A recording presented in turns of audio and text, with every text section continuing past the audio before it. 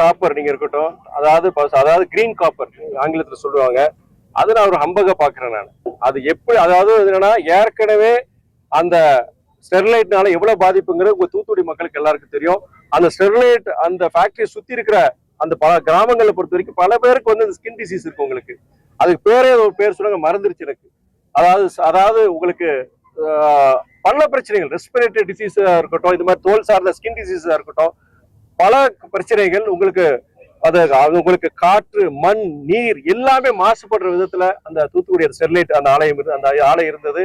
அதனால பல்வேறு பாதிப்புகள் இருந்தது. அந்த சுத்தி இருக்க கிராம மக்கள் அதை அனுபவிச்சிருந்தாங்க. அதனால வந்து ஒரு மிகப்பெரிய ஒரு மக்கள் போராட்டம் நடந்து இன்னைக்கு அந்த ஃபேக்டரி மூடிட்டாங்க. மறுபடியும் நாங்க கிரீன் காப்பர், நாங்க வந்து இது வந்து மாசு இல்லாத இது என்வாயரன்மெண்டல் ஃப்ரெண்ட்லின்னு சொல்லிட்டு ஏதோ ஒரு புதிய யுக்தியை கையாண்டு அவங்க அந்த ஃபேக்டரியை திறக்க நினைக்கிறாங்க. கண்டிப்பாக அது நிறைவேறாது.